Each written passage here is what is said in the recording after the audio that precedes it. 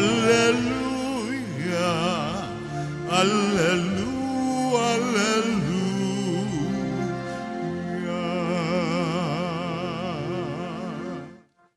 Sumainyo ang Panginoon. At sumayo rin. Ang mabuting balita ng Panginoon ayon kay San Juan. Papuri sa iyo, Panginoon. Noong panahong iyon, sinabi ni Jesus sa kanyang mga alagad, "Kaunting panahon na lamang at hindi na ninyo ako makikita. At pagkaraan ng kaunting panahon pa, ako'y inyong makikita uli." Nag-usap-usap ang ilan sa mga alagad. Ano kaya ang ibig niyang sabihin? Bakit niya sinabing kaunting panahon na lang at hindi na natin siya makikita at pagkaraan ng kaunti pang panahon ay makikita uli? Sabi pa niya'y, sapagkat ako'y paroroon sa Ama. Ano kaya ang ibig sabihin ng kaunting panahon na lamang? Hindi natin maunawaan. Naramdaman ni Jesus na ibig nilang magtanong, kaya't sinabi niya, "Nagtatanungan kayo tungkol sa sinabi kong kaunting panahon na lamang at hindi na ninyo ako makikita, at pagkaraan ng kaunting panahon, ako'y inyong makikita uli. Sinasabi ko sa inyo, tatangis kayo at magdadalamhati, ngunit magagalak ang sanlibutan. Matitigib kayo ng kalungkutan, subalit ito'y magiging kagalakan."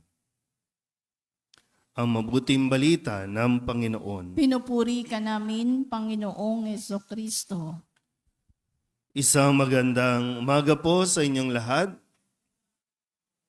Ngayon po ay Huwebes ng ika-6 na linggo ng Pasko ng Pagkabuhay at 2 araw na lang ang atin pong inihintay para sa dakilang kapistahan ng pag-akyat ni Jesus sa langit. Kaya nga konting panahon na lang. Lagi niya sinasabi at paulit-ulit din, konting panahon na lang, di nyo na ako makikita, konting panahon na lang, makikita ninyo ako uli. At lalo-lalo na sa mga panahong ito, sabi malulungkot kayo. At tandaan ninyo, ang kalungkutan ay magiging kagalakan. Konting panahon na lang. Konting tiis na lang. So parang sa pakikinig natin ito, nawa mas maunawaan natin na maging sa mga alagad nang si Jesus ay nagpapaalam na, naiintindihan ni Jesus ang nararamdaman ng kanyang mga alagad. Bagamat ang mga alagad, hindi ito lubusang naunawaan, pero ipinapaunawa pa rin ni Jesus kung ano ang kanilang mararanasan. Sabihin niyo nga po, konting panahon. Kaunting panahon lang naman. Pero tandaan niyo po ito, hindi inaalis ni Jesus sa kanyang mga alagad, hindi inaalis sa tao ang makaramdam ng lungkot. Okay lang malungkot. Kung ikaw ay nasaktan, kung ikaw ay pinagpalit, kung ikaw ay namatayan, o kung sino man ang nawala sa buhay mo, okay lang maging malungkot. Okay lang maging hindi okay paminsan-minsan. Kasi tao tayo, bahagi yan ng ating pong emosyon, ng ating nararamdaman, okay lang. Pero sabi nga dito, konting panahon lang. Kung gusto mo umiyak, umiyak ka. Kung gusto mong lumayo, lumayo ka. Konting panahon lang. Pero pagkatapos niyan, kailangan mo mag-move on. Para nang sa ganon, maranasan mo naman yung kagalakan.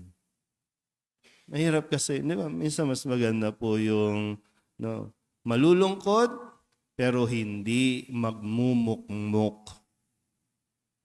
Konting panahon, minsan tingnan natin yung ating nagiging pag-uugali. Ilang taon na tayong malungkot? Ilang taon na tayong nalulungkot? Ay, sinong gustong maging malungkot? May mga taong pwedeng magbigay ng kalungkutan sa iyo.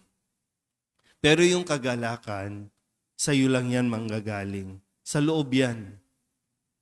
Walang ibang taong pwedeng makapagbigay sa iyo ng kaligayahan. Maliban na lang kung ikaw, pag ginusto mong maging masaya, magiging masaya ka. Ay mahirap na lang din kung naging addict ka na sa kalungkutan, gusto mo na lang maging malungkot, kasi yung kalungkutan minsan nagiging dahilan para makakuha tayo ng atensyon. O hindi nagiging pure yung ating kagalakan. Okay lang yun. Pero sabi nga, konting panahon lang. Hindi siya habang buhay ka nang maging malungkot. Kasi hinayaan, sabi ko nga po, hinayaan ni Jesus na makaramdam ng lungkot ang mga alagad dahil mas mararamdaman nila yung kagalakan sa kanilang muling pagkikita. Yung in-between. Diba? Yung in-between. Sa pananahimik, kailangan natin makapagnilay, makapagdasal-dasal. Ano ba ang nangyayari? Ano ba ang pagkukulang? Ano ba ang dahilan ng Diyos kung bakit nangyari ito? Pero kailangan tayong magpatuloy. Kung hihinto ka dahil sa lungkot na nararamdaman mo, mas lalo kang masasaktan. Mas lalo kang maiinitan. Di ba pag sa panahon ngayon, kapag humihinto ka, lalo mong nararamdaman yung init. Pero kung nagpapatuloy ka ng paglalakad, nagpapatuloy ka ng pagkilos, hindi mo nararamdaman kasi may sumasabay na hangin. At yung hangin, yun yung nagpapaginhawa sa iyo. So malulungkot ka lagi, ay mauwi nga yan sa depression. Kung magkukulong ka sa kwarto, ay may depression nga talaga yan. Pero kailangan mong lumabas ng kwarto para harapin mo ang iyong lungkot. Muli, okay lang makaramdam ng mga emosyon, pero bigyan mo lang ng konting panahon. Amen?